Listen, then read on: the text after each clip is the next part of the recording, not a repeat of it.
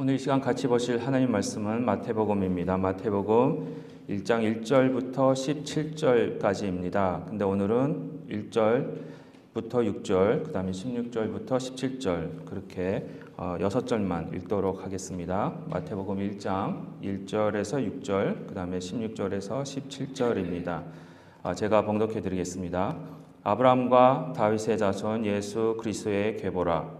아브라함이 이삭을 낳고 이삭은 야곱을 낳고 야곱은 유다와 그의 형제들을 낳고 유다는 다말에게서 베레스와 세라를 낳고 베레스는 헤스론을 낳고 헤스론은 람을 낳고 람은 아미나답을 낳고 아미나답은 나손을 낳고 나손은 살몬을 낳고 살몬은 라합에게서 보아스를 낳고 보아스는 룻에게서 오벳을 낳고 오벳은 이새를 낳고 이새는 다윗 왕을 낳으니라. 다윗은 우리아의 아내에게서 솔로몬을 낳고 야곱은 마리아의 남편 요셉을 낳았으니 마리아에게서 그리스도라 칭하는 예수가 나시니라. 그런즉 모든 대수가 아브람부터 다윗까지 14대요 다윗부터 바벨론으로 사로잡혀 갈 때까지 14대요 바벨론으로 사로잡혀 간 후부터 그리스도까지 14대더라. 아멘. 여러분들에게 특보를 알려드리겠습니다. 브레이킹 뉴스.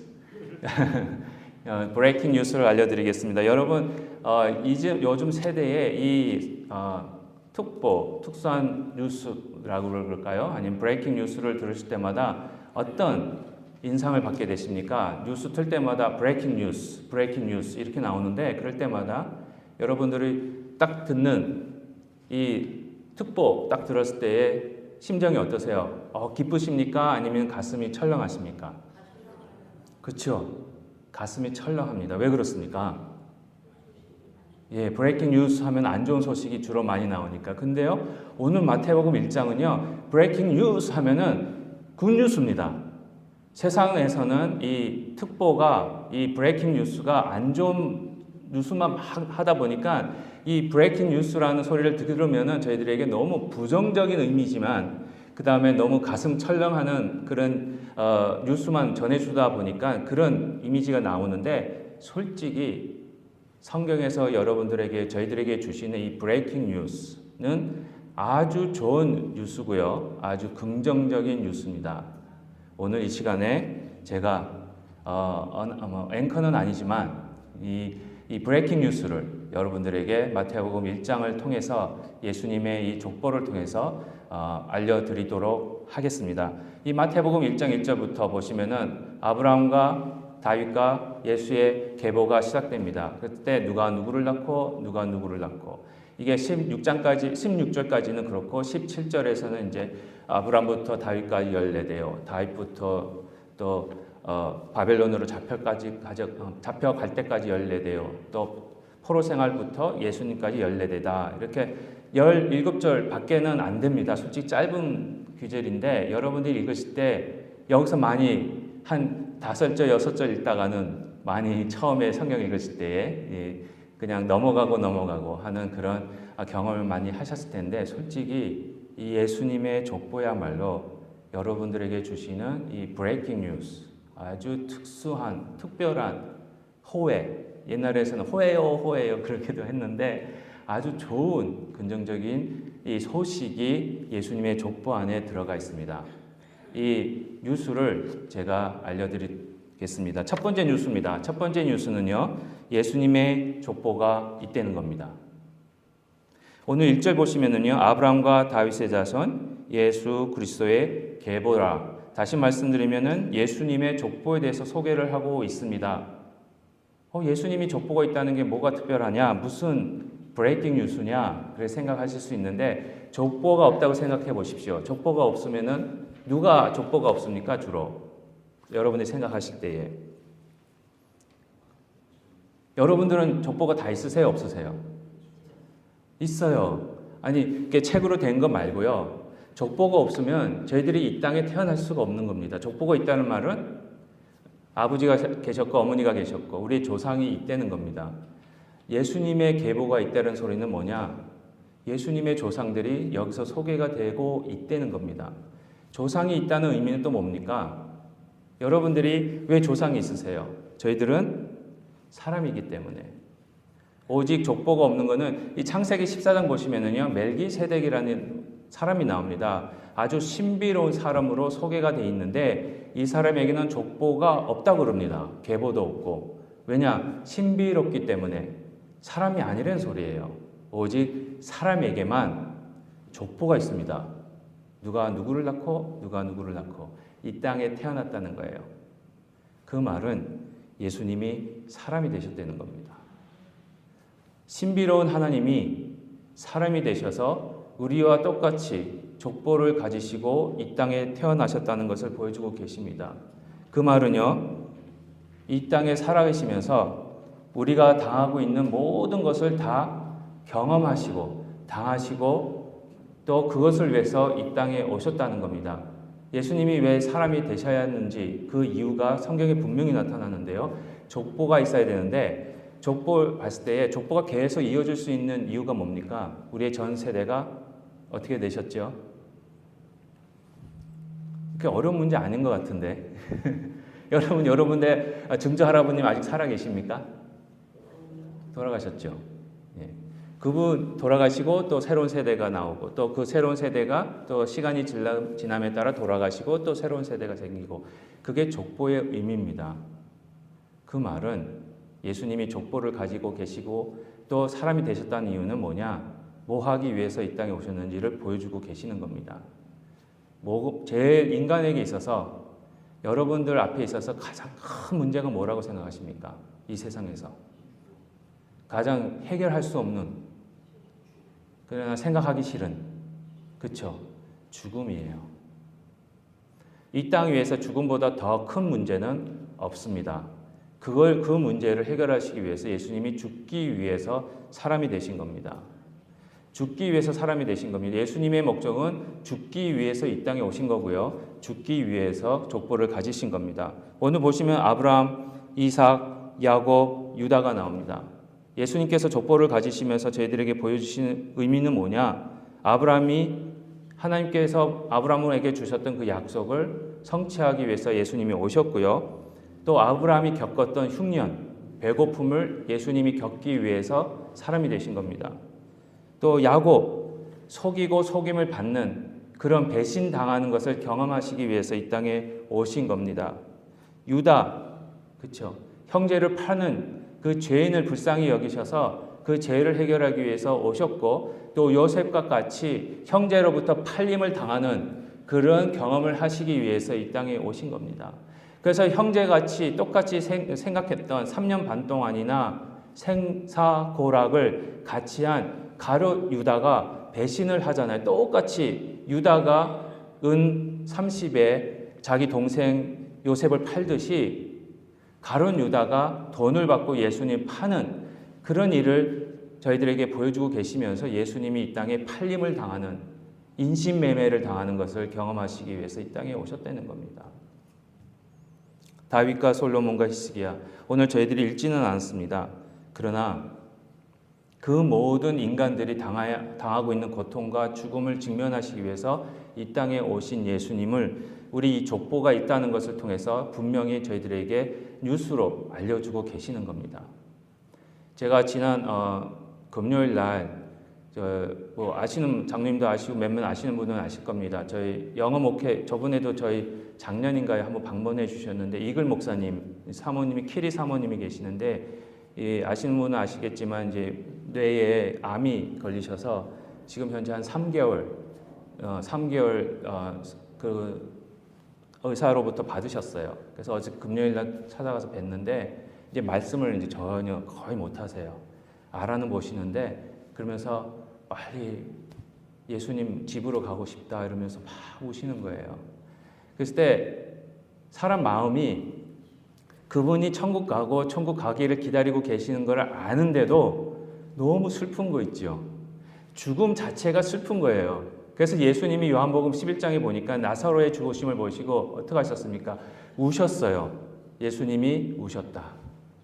그 죽음 때문에 고난받는 그 사람들이 불쌍해서 울기도 하셨지만 친한 친구 나사로를 보냈다는 거예요. 헤어짐에 대한 그 아픔 때문에 우셨고 또 직접 당신이 죽음 앞에 섰을 때에 하나님으로부터 헤어진다는, 하나님으로부터 저주를 받을 수밖에 없다는 그런 위치에 있는 모습을 바라보셨을 때에 그것 때문에 우시면서 기도하시면서 땅방울이 핏방울이 되도록 하나님한테 고백하고 기도하셨던 모습이 바로 예수 그리스도가 족보를 가지셨기 때문에 이 죽음이라는 것을 해결하기 위해서 이 땅에 오셨고 죽기 위해서 고통을 받기 위해서 이 땅에 오셨다는 것을 보여주고 계십니다. 특별히 그래서 빌립보서 2장 6절부터 8절에 이런 말씀이 있습니다. 그는 근본 하나님의 본체시나 하나님과 동등됨을 취할 것으로 여기지 아니하시고 오히려 자기를 비워 종의 형체를 가지사 사람들과 같이 되셨고 사람의 모양으로 나타나사 자기를 낮추시고 죽기까지 복종하셨으니 곧 십자가에 죽으심이라. 예수님은 원래 하나님이셨습니다. 근데 하나님과 동등됨을 취할 것으로 여기지 아니하시고 우리 종의 형체를 가지고, 그렇죠?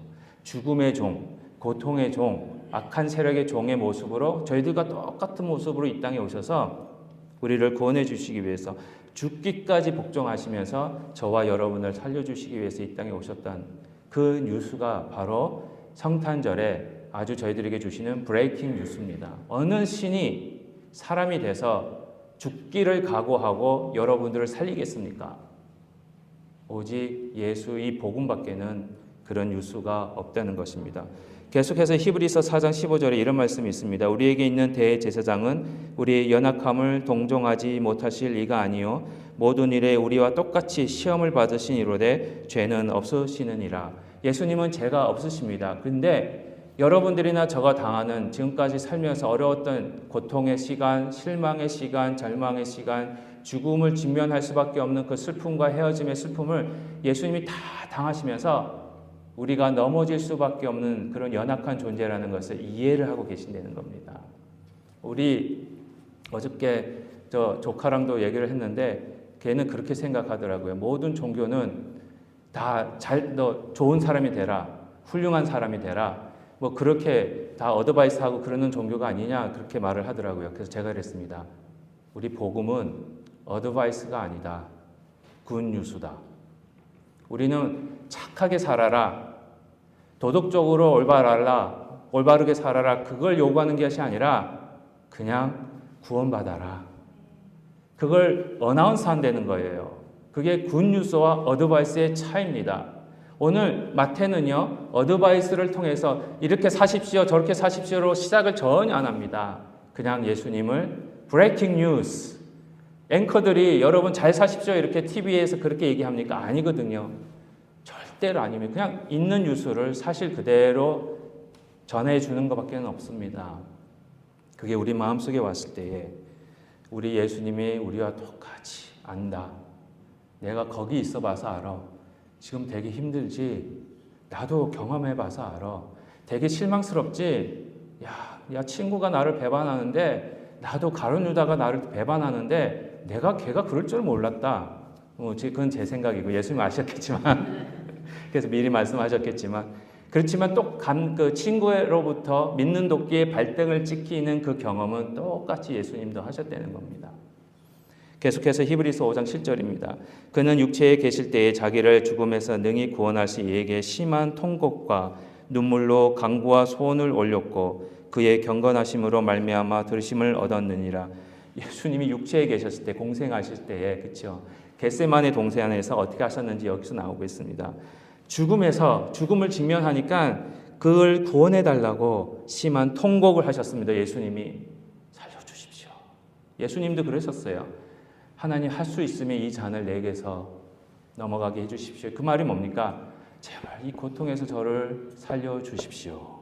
눈물로 간구하시고 소원을 올려드렸습니다. 여러분들도 똑같잖아요. 하나님 앞이 캄캄합니다. 도무지 문이 안 보입니다. 빛이 안 보입니다.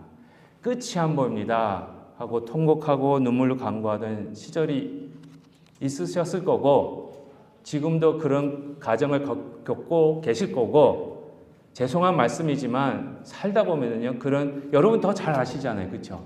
그런 일들이 저희들에게 다가올 수밖에 없습니다. 근데 예수님이 미리 다 하셨다는 거예요. 그래서 족보를 가지고 계신다는 것이 바로 그 내용입니다. 그 뉴스입니다. 그럼 두 번째 좋은 뉴스는 뭐냐? 두 번째 좋은 뉴스는요. 예수님이 죄인과 이방인의 식구가 되셨다는 겁니다. 오늘 쭉 보시면은요. 제가 올려드렸습니다. 3절부터 5절, 6절에 보시면 다말이 나오죠. 그렇죠? 그 다음에 라합이 나옵니다. 룻이 나오고요. 그 다음에 우리아의 아내가 나옵니다. 다말, 저희가 창세기 지금 성경 공부했기 때문에 유다 다말 사건 잘 아십니다. 그렇죠? 이 레위기 18장에 보시면 이스라엘 백성들이 이 레위기를 이 창세기만 봤을 때는 유다가 다말이 그렇게 큰 죄를 지었을까 생각할 수 있는데요. 이 이스라엘 백성들, 이 마태복음을 읽는 이스라엘 백성들이나 유대인들은 이미 레위기를 생각하지 않고는 이 창세기를 읽을 수가 없습니다. 왜? 모세오경이 다 있으니까. 그러니까 이들에게는요, 레위기에 나와 있는 율법이 몸에 박혀 있는 상태예요. 그게 세계관이에요. 근데다가 갑자기 예수님의 조상이 다말이 나오니까, 유다와 다말이 나오니까 깜짝 놀라는 거예요. 왜? 레위기 올려드리지는 않았습니다. 레위기에 보시면은 시아버지한테 그러는 거예요. 너는 시아버지 된 사람들은 너의 며느리의 하체를 범하지 말라. 그는 내 아들의 아내이니 그의 하체를 범하지 말지니라. 그 죄라고 나오고 있습니다. 그렇죠? 유다가 다말이 어떤 관계입니까? 며느리거든요. 유대인들에 의하면은 이 유다와 다말은 아주 그 아이들은 부정적인 아이들입니다. 부정해. 레위기에서 정죄하는 그 죄인의 자손이라는 거예요.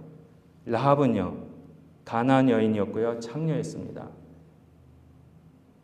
레위기 21장에 보시면은요, 특별히 유대인들, 특별히 제사장들은요, 창녀와 결혼하면 안 돼요. 그것도 죄예요. 룻, 모압 여인이었습니다. 우리가 룻이 아주 아름답게 소개가 되니까 그렇죠. 이때 당시에 유대인들이 봤을 때는 룻은요, 모압 여인입니다. 근데 신명기에 보시면 이 모압 사람들이, 모압 여자들이요, 이스라엘 사람들을 유혹해서 성적으로 죄를 짓게 하고 우상 숭배를 하게 만들므로 인해서 하나님이 화가 나서 열병을 그들을 확 유대인들을 죽이는 그런 벌을 신명기 23장에서 보여주고 계십니다. 그랬을 때 유대인들이 모압 여자인 룻이 먼저 다가갔어요. 보아스한테. 유혹한 겁니다. 신명기 23장이 떠오르는 수밖에 없는 거예요. 마치 모압 사람들이 이스라엘 백성들을 유혹해서 죄를 짓게 만든 것 같이 룻이 보아스한테 먼저 다가갔잖아요. 그렇죠? 자고 있는데 이불을 같이 덮어서 자기 발을, 당신의 발을 덮으십시오라는 말은 같이 하룻밤을 보냅시다, 그런 의미예요, 여러분. 룻기를 할 때가 되면 제가 정확하게 말씀드리겠지만은 이 성경이 되게 성인 어르신들만 보실 수 있는 책인 거예요. 영화로 만들면 저머리 이거는 뭐야 이거 왜 이런 게 성경에 있지? 그럴 정도입니다. 아주 아름답게 글을 적어서 그렇죠. 그러니까 유대인들이 봤을 때 이 룻은 되게 죄인이에요. 왜 또 보아스를, 그렇다고 해서 보아스가 제일 가까운 친족도 아니었습니다. 그렇죠? 룻기를 보시면은 당신이 우리를 살릴 사람입니다. 그랬을 때 잠깐 기다려라. 나보다 너희들에게 더 가까운 친족이 있다. 이래가지고 그 사람이 그 권위를 의무를 포기하면 내가 하겠다 이렇게 얘기를 하잖아요. 근데 왜 보아스한테 갔을까? 부자였거든요. 돈 보고 유혹한 거 아니야? 유대인들이 그렇게 생각한단 말이에요. 그게 예수님의 조상이라는 겁니다. 우리아의 아내, 이거 더 기가 막힙니다. 지금 시간이 너무너무 시간이 벌써 그렇게 지났습니다. 왜 마태가 밧세바라고 안 적고 우리아의 아내라고 적은지 아십니까? 다윗이 구제불능이라는 걸 보여주는 거예요. 이 우리아가 누굽니까? 아주 충신이에요. 사무엘하 23장에 보시면은요, 아주 용맹스러운 다윗의 신복이 30명이 소개가 되는데 거기 마지막으로 나오는 장수가 우리아입니다. 목숨을 걸고 적진으로 들어가서 지금으로 말하면은 네이비실이 아프가니스탄이나 이란 안에로 들어가서 거기서 우물을 파고 물을 가져다가 대통령한테 주는 거예요. 특수작전이에요. 그렇게 다윗이라면은 목숨을 걸고 그 적진 속으로 들어가서 물을 가지고 와서 목마르다니까 그걸 누리기 위해서 목숨을 걸고 가서 물을 떠다가 받쳐다 준 게 우리아인데 자기가 좋겠다고 우리아를 죽여버리는 것이 다윗입니다. 그런데요, 저 같으면 이런 조상들 부끄러워서 말을 못할 것 같아요. 여러분들 역사나 족보를 소개하실 때, 여러분 조상들 소개하실 때에 유명한 사람, 훌륭한 사람, 인정받는 사람을 소개하기를 원하십니까? 아니면은 간첩, 배신자, 일제 앞잡이를 소개하기를 좋아하십니까? 솔직히 여러분들 조상 중에 혹시라도 그런 분이 계시면은 두 부류가 계시면 여러분들 자녀분들한테 야, 너희 할아버지는 독립운동을 하셨다라고 말씀하시겠습니까? 아니면 너희 할아버지는 북한의 소련의 간첩이었다. 어느 게 더 자랑스러우세요? 예, 대답을 빨리 해주십시오. 시간이 가고 있습니다. 빨리 맞춰야 돼요. 자랑스러운 거 그렇죠? 그리고 이 간첩이었던 아니면 일제 앞잡이였던 조상들은 의도적으로 어떻게 하시기 원하십니까? 그렇죠. 근데 오히려 마태복음 1장은요. 의도적으로 부족한 사람, 죄인인 사람, 이런 사람을 드러내고 있습니다. 왜 그런지 아십니까? 예수님이 이런 자들을 위해서 오셨기 때문에 그렇습니다.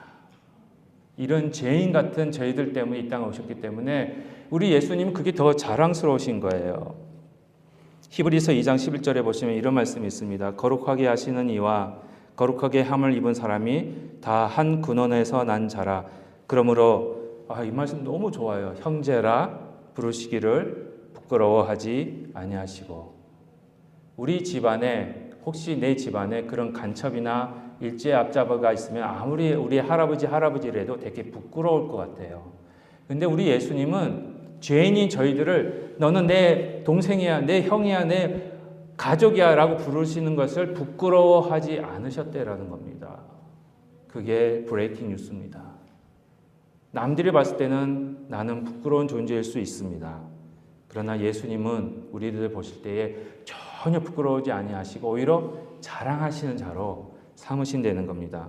마태복음 9장 10절에서 13절에 이런 말씀이 있습니다. 예수께서 마태의 집에서 앉아 음식을 잡수실 때에 많은 세리와 죄인들이 와서 예수와 그의 제자들과 함께 앉았더니 바리새인들이 보고 그의 제자들에게 이르되 어찌하여 너희 선생은 세리와 죄인들과 함께 잡수시느냐? 예수께서 들으시고 이르시되 건강한 자에게는 의사가 쓸데없고 병든 자에게라야 쓸데있느니라. 너희는 가서 내가 국류를 원하고 제사를 원하지 아니하노라 하신 뜻이 무엇인지 배우라. 나는 의인을 부르러 온 것이 아니요 죄인을 부르러 왔노라 하시니라. 예수님이 이 공생애 하시면서 죄인들, 세리들하고 갖고 먹고 마시고 이러시니까 바리새인과 사두개인과 제사장, 이 유대인들의 자칭 거룩하다고 생각하는, 자칭 하나님을 잘 믿고 있다는, 자칭 하나님의 종이라고 생각하는 자들이 예수님이 보고는 손가락질을 한 겁니다. 저 사람은 왜 저렇게 사냐? 지금으로 말하면 예수님이라고 오셨는데 저 술집 바에 가가지고 드러그 하는 사람이나 홈레스하고 술 마시면서 식사하시는 거예요. 여러분 보시면 어떻게 했습니까? 어느 목사님이 그렇게 하고 계시면 예수님이 그렇게 하셨다는 거예요. 그렇다고 해서 가셔서 그렇게 하시라는 거 아닙니다. 이거 오해하지 마십시오. 예수님이 그런 자들 거기서 불러내시기 위해서. 그렇죠? 흙탕물에 빠져서 허우적대는 자를 구하기 위해서는 어떻게 해야 됩니까? 밖에서는 아무리 소리쳐도 나와, 거기서 왜 이렇게 더럽게 있어? 나와 해도 도움이 안 돼요. 흙탕물에 빠져서 숨이 헐떡헐떡 대면서 죽어가고 있는 자를 살리기 위해서는 어떻게 해야 됩니까? 같이 거기에 들어가야 돼요. 그래서 건져내야 되는 거예요. 그래서 예수님이 그렇게 하신 겁니다. 그래서 저희들이 저와 여러분들이 여기에 앉아 계실 수 있는 겁니다. 계속해서 마태복음 11장 19절입니다. 인자는 와서 먹고 마시며 말하기를 보라 먹기를 탐하고 포도주를 즐기는 사람이요 세리와 죄인의 친구로다 하니 지혜는 그 행한 일로 인하여 옳다함을 얻느니라.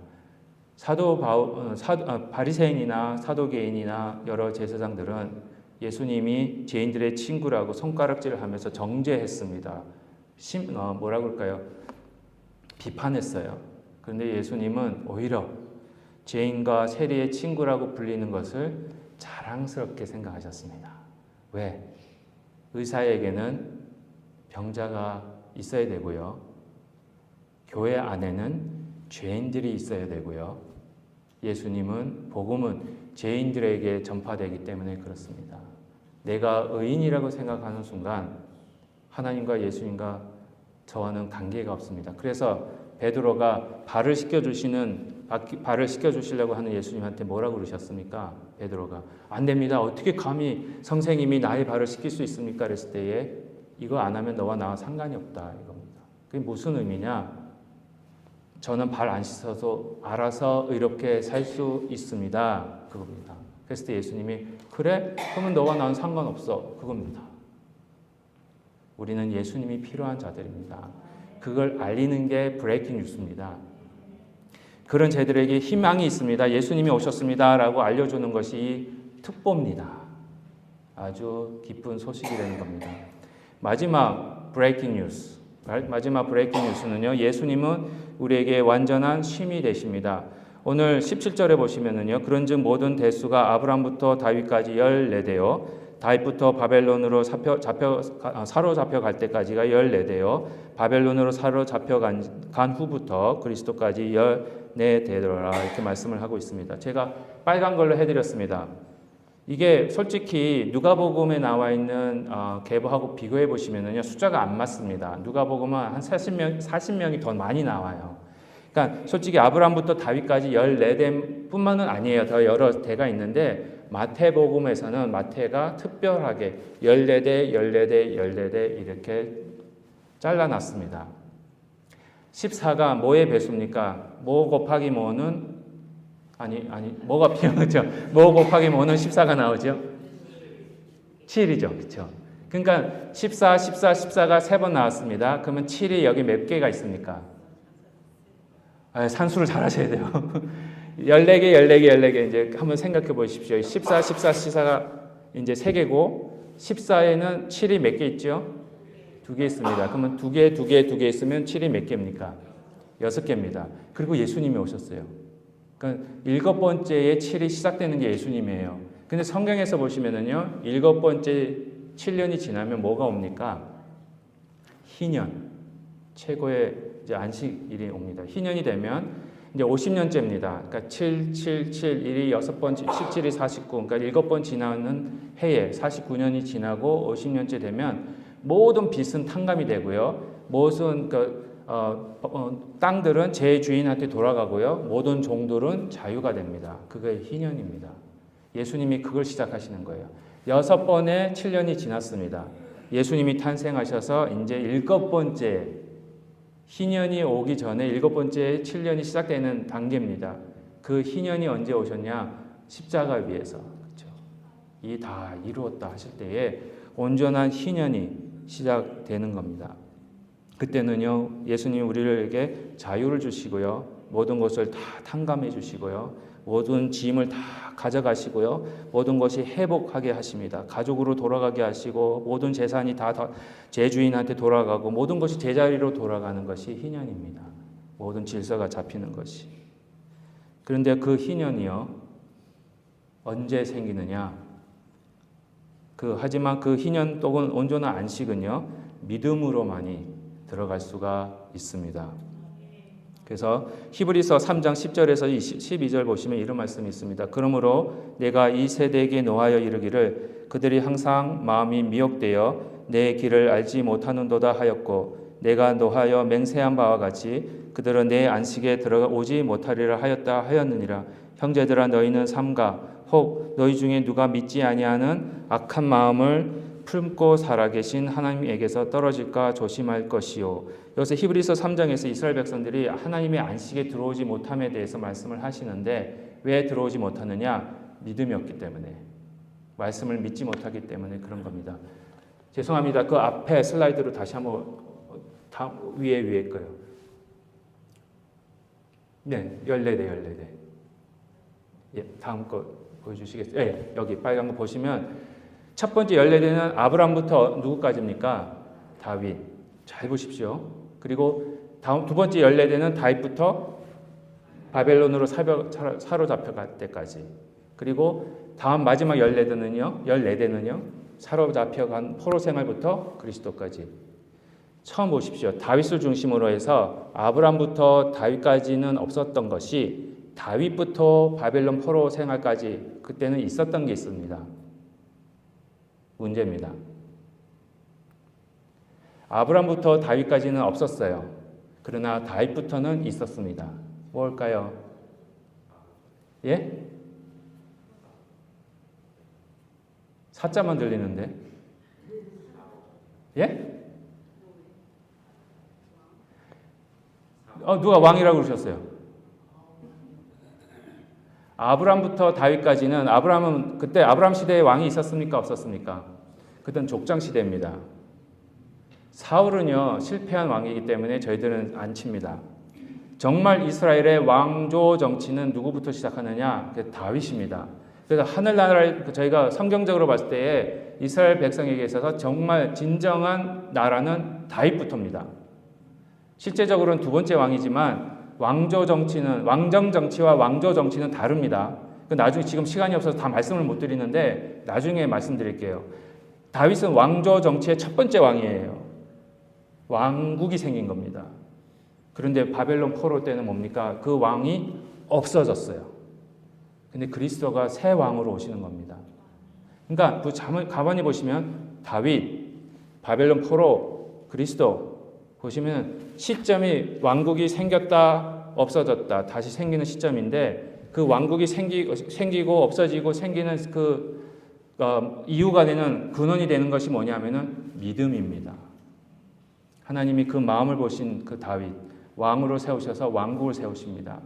그 하나님의 왕국을 세우시는 거예요. 그 하나님의 왕국에는 뭐가 있습니까? 온전한 희년이 있는 거예요. 안식년이 있는 거예요.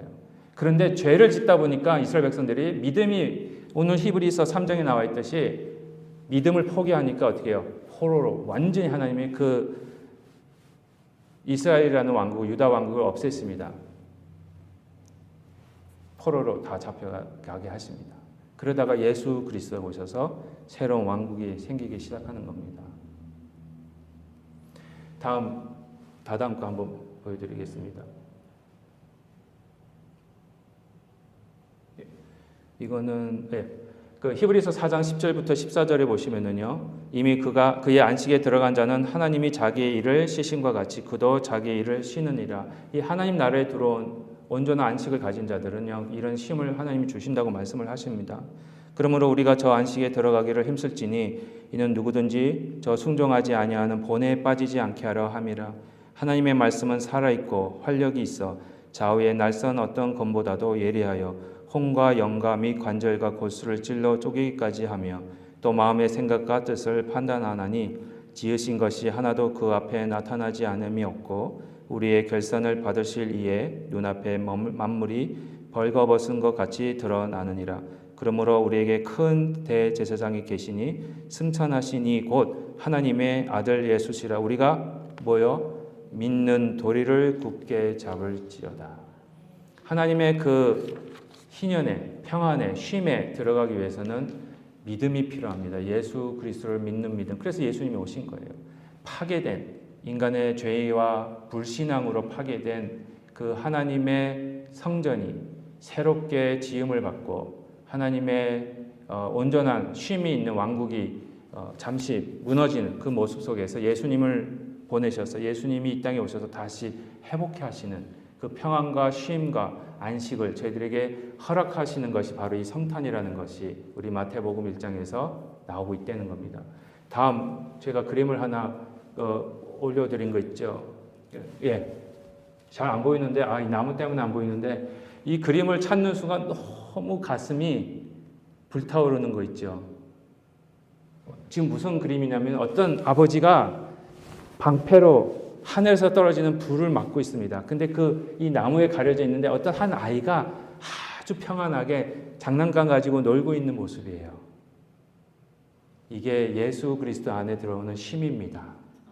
우리 하나님이 예수님이 딱 막으시는 거예요. 하늘에서 쏟아지는 이 세상 밖은요 불이 떨어지고 지진이 나고 토네이도가 오고 그렇죠. 눈이 많이 내리고 춥고 힘들고 어려운 그런 불같은 그런 힘든 세상이지만 다 막으실 때에 그 희년 안에 들어와 있는, 안식에 들어와 있는 아이는요, 아무것도 신경 안 쓰고 평안하게 자기가 가지고 있는 장난감으로 놀고 있다는 겁니다. 만약에 여기서 어린아이가 아빠 무서워하고 막 다리를 잡고 있으면 아빠가 그 아이를 어떻게 보겠습니까? 다 막고 있는데 아이한테는 전혀 그 불덩이가 떨어지지 않는데도 불구하고 평안하게 놀으라고 그렇게 하고 있는데, 만약에 아이가 불안해하고 막 떨고 아빠 어떻게 해요? 큰일 났어요. 이 문제를 어떻게 해결하죠? 그러고 있으면은 그 아버지의 마음은 어떻겠습니까, 여러분들? 예? 한심하지요. 내가 다 하고 있는데 뭐 그렇게 유난을 떨고 있냐? 너 그냥 놀고 있어. 그냥 장난감 줬잖아, 내가. 그냥 놀고 있으면 내가 다 해결해줘. 지금 눈 오고 있습니다. 그렇죠? 여러분들 자녀분들과 우산을 들고 갈 때에 여러분들 우산을 어느 쪽으로 더 기울이십니까? 여기서 혹시 눈이 오는데 우산은 하나밖에 없습니다. 근데 자녀는 맞아도 상관 안 하고 나한테만 먼저 이렇게 하시는 분. 근데 나는 맞아도 자녀가 맞을까 봐 우산을 더 씌워주시는 분. 어느 게 부모의 마음입니까? 예. 나만 살면 돼 그리고 가져가시는 게 부모 마음입니까? 아니잖아요. 나는 젖어도, 내 옷은 빗물에 눈에 젖어도 우리 아이만큼은 젖지 않게 우산으로 이 모든 것을 막아주시는 것이 여러분들의 마음이건데, 하늘에 계신 좋으신 하나님이 이걸 안 하시겠습니까? 지금도 하고 계시는데 우리가 그걸 모르고 있는 거죠. 그게 안식입니다. 예수 그리스도를 믿는다는 게 이거라는 것이 브레이킹 뉴스, 좋은 뉴스를, 소식을 여러분들은 갖고 계십니다. 결론적으로 말씀드리겠습니다. 성탄은, 크리스마스의 특정은, 브레이킹 뉴스는 예수님이 우리의 가족으로 오신 겁니다. 계보를 가지신 겁니다. 우리와 똑같이 다 겪으셨습니다. 이미 하셨습니다. 다 아세요. 그래서 저번 주 설교에도 우리 예수님이 뭐라고요? Wonderful Counselor. 그렇죠? 다 카운셀링 해주신다는 거예요. 다 알아. 걱정하지 마. 내가 이렇게 해보니까 이게 이렇게 해결됐어. 내가 해결해 줄게. 시간은 좀 갔지만 이 말씀을 해드리고 싶은 게, 사도행전에서 보시면은 사도 바울이 감옥에 갇혔을 때에 막 찬송하고 하니까 옥문이 다 열리고 옥새가 다 터졌잖아요. 그랬을 때에 지키던 간수가 죄수들이 다 도망간 줄 알고 자결을 하려고 그럽니다. 왜냐하면 그 시대에는 죄수들이 도망가면 그 지키던 간수를 사형을 시키거든요. 그러니까 나는 죽었구나, 이미 죽은 목숨이다 해가지고 자기 자신을 죽이려고 하는 데에 사도 바울이 그만, 우리가 아직 여기 있다. 그랬을 때 그 사람이 뭐라고 고백합니까? 내가 어떻게 해야 구원을 받을 수 있습니까? 이렇게 해석이 되어 있는데, N.T. 라이트라는 신학학자는요, 어떻게 해석을 했냐면, 저는 그게 더 맞는 것 같아요. 선생님들이요, 내가 이 상황에서, 이 어려운 문제에서 내가 이제 다른 죄수들은 다 도망을 갔을 텐데, 이런 상황에서 내가 이제 죽게 생겼습니다. 이 상황을 어떻게 해결해야 됩니까? 라고 물어본 거예요. 그랬을 때 사도 바울이 뭐라고 그럽니까? 주 예수를 믿어라. 그리하면 너와 내 집이 구원을 받으리라. 이 말은요, 영적인 것뿐만 아니라 육적인, 너가 이제 로마 정부로부터 신문을 받고 이제 사형을 처할 위기에 놓여 있지만 주 예수를 믿어라. 그러면 이 문제까지 해결될 거야. 그겁니다. 근데 우리가 그걸 못 믿어요. 하나님이 살아계신데 우리 하나님이 큰일 났어. 얘 세상에 보내놓고 세원학교에 놓고 세워놔서 봤는데 이런 문제가 생겨버렸네 하면서 막 어떻게 하지 그거는 인간이지 하나님이 아니시라는 겁니다. 우리 하나님은요, 안다, 나도 안다, 나 다 계획이 있어서 너희들을 그곳에 보낸 거고, 다 계획이 있어서 이런 문제도 너희들에게 허락해 놓은 거니까 너무 무서워하지 마라. 그렇게 하시는 겁니다. 우리의 가족으로 오신, 또 예수님은 죄인이 우리를 부끄러워하지 않으십니다. 여러분들을 절대 부끄러워하지 않으십니다. 예수님은 우리에게 온전한 용서와 치유와 회복을, 그리고 또 쉼을 주시는 분이십니다. 예수님의 가족으로 예수님을 위해 살아가실 때에 이러한 치유가, 이러한 자유가, 이러한 뉴스가 여러분들 삶 속에서 살아서 역사에서 매일매일 브레이킹 뉴스. 요즘은 매일 아침마다 TV를 켜면은요 브레이킹 뉴스 나오잖아요.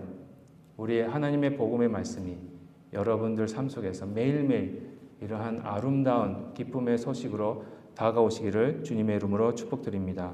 기도하시겠습니다.